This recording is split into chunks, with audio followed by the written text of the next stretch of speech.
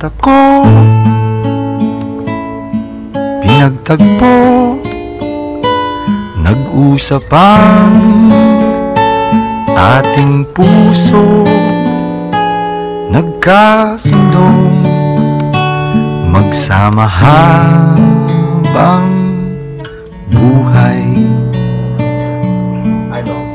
Nung bata pa ako, parang nararamdaman ko na din siya. Pero nag-materialize lang talaga siya nung high school na ako. Is not normal daw kasi para sa lalaki. Katulad ko nung high school na ba't ako meron ganong klase characteristic na ba't ako nakatawa sa ibang tao. So doon ko pala na-realize na parang iba siya. Pero nung bata mo lang parang normal lang naman siya para sa akin. Diba, naging kakaiba na lang dahil dun sa mga pagtingin ng mga ibang tao sa akin. Wala namang punto kung titingnan mo yung sarili mo na mali just because of this one thing. Whereas there's nothing wrong with it. Bakit pa ako magpapatali sa kung ano yung ina-expect ng ibang tao sa akin? Parang ang mahalaga kung ano yung nararamdaman ko. Kasi yun naman yung para sa akin. So, eventually, natanggap ko din through that. Nag-out lang ako sa family ko, sa kapatid ko lang. Siguro ngayong month lang. Parang, inanong lang niya ako na isang araw na parang, Kuya, kayo ba ni Kuya Ivan? Tapos, sabi ko, oo, ganun. So, parang siya parang, okay, natuwa lang siya. Pero sa magulang ko naman, parang hindi ako nagko-confirm or hindi inaano sa akin ng nanay ko na ano ka ba or ganun. Parang, pero alam ko na alam niya kasi kung ano ko magsalita, kung paano ko kumilos kung kasama ko siya. Parang hindi nagbabago na sa tingin ko naman na parang bilang magulang, alam naman nila yun. So parang ang ano lang, hindi pa lang talaga na walang affirm lang na ganito ko. Parang mas siguro hintay na lang talaga nila yung sabi ako nung 4 months. Nung nag-out ako sa parents ko, parang sinabi ko lang talaga siya, like directly, I'm gay. Tapos ang reaction ng tatay ko, okay, sino yun? So it wasn't really a big deal. Parang hindi nagkaroon ng pagsumbat or pag-aaway or kung ano. My parents accepted it very openly.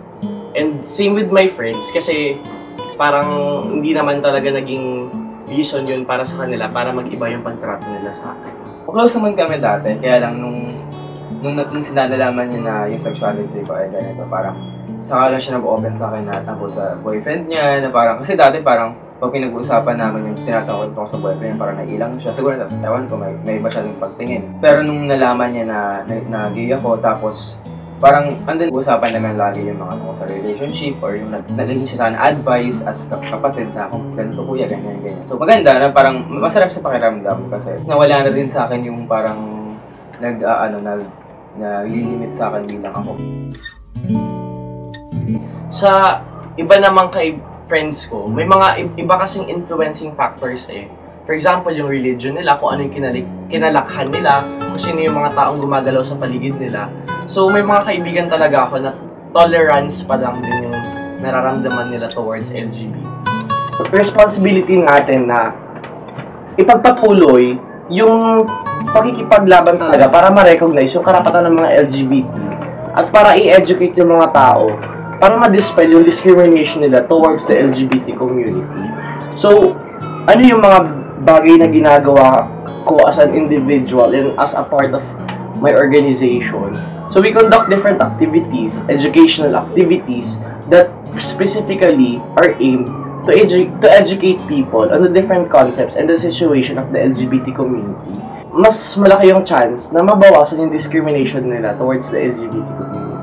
Sa kasama sa LGBT community na nasasaktan or minsan may worse na pinapatay. So, sobrang masakit yun kasi parang kaya natin kasi parang no man can be free when others are not. So, parang andun din yung kahit sabihin ko na ako ay parang hindi ako nakakaranas sa gano'n. Pero kung yung mga kasama ko naman sa community ko ay nakakaranas sa gano'n, hindi ko pwedeng hiwala yung sarili ko. Hindi ko pa pwedeng sabihin na ako ay parang kumbaga ako ay malaya na, ako ay parang free na. Kasi kung alam mo naman yung mga kasama mo or yung ibang tao na nakapaligid sa'yo ay nakakaranas din ng ganito. So parang hindi lang hindi lang ako bilang matatali na parang dahil okay na ako.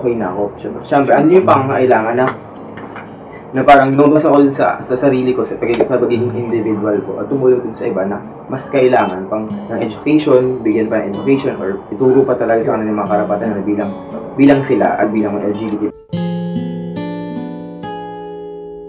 Ako yung nag-add sa kanya sa Kasi hindi ko ipasin sa online. Kasi siyempre nag-add ako doon nung, kasi org ko, LGBT, sa kanya rin. Org group for LGBT rin. So parang, and then kaya siguro ko siya in-add na kasi sabihin ko na ayun, kasi from Babaylan, tapos ako from Baghari. So, parang siyempre naghahanap din ako ng mga tao na meron din yung same interest para makatulong kasi yung Baghari ay parang second year pa lang siya ngayong taon. So, parang siyempre naghahanap ako ng mga tao na makatulong sa amin para gawin yung org. Kaya ako nakita ko yung Babaylan, inad ko sila, ganun. Tapos, yun, hanggang ngayon, walang kami. So, yun.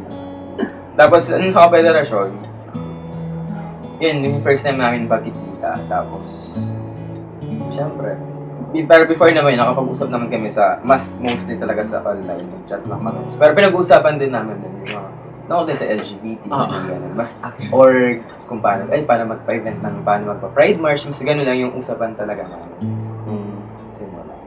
Simula.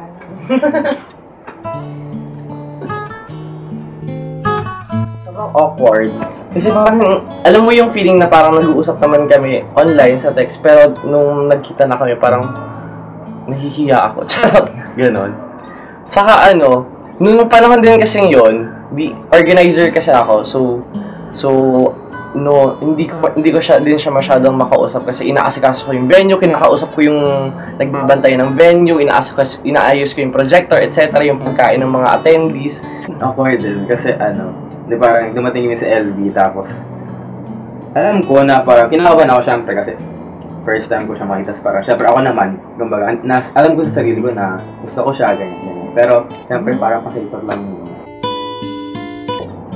Ewan ko yung panliligaw kasi hindi naman kasi siya nag-a-apply sa lahat ng couple. And I do not think that merong ganun sa amin. Hindi siya nangyari. Kasi wala lang. Saka, kung iisipin nyo kasi, shit, mag-ED ba ako? Yung paliligaw kasi, it's a heterosexual concept. Anong pinagkaiba ng relationship namin sa mga opposite sex relationship? Hindi kami opposite sex. Kasi basically, yun lang naman yung difference A relationship is not defined by what the gender or what the sex of the people who are in the relationship. It's defined by what you... Diba, it is defined on kung paano nyo mas pinapaunlad yung sarili nyo. Hindi naman magkakaiba ang, parang gender doesn't really make a relationship different Kasi yung pagmamahal na nandun, hindi naman siya nakabatay sa sa gender. So I don't think there's any difference. Kung mawala ka, buhay ko'y may kahulugan. Tuwing ako'y iyong hagkan, umabot man sa ating huling hantungan. Kapit puso kitang hahayaan, ngayon at kailanman. Ikaw at ako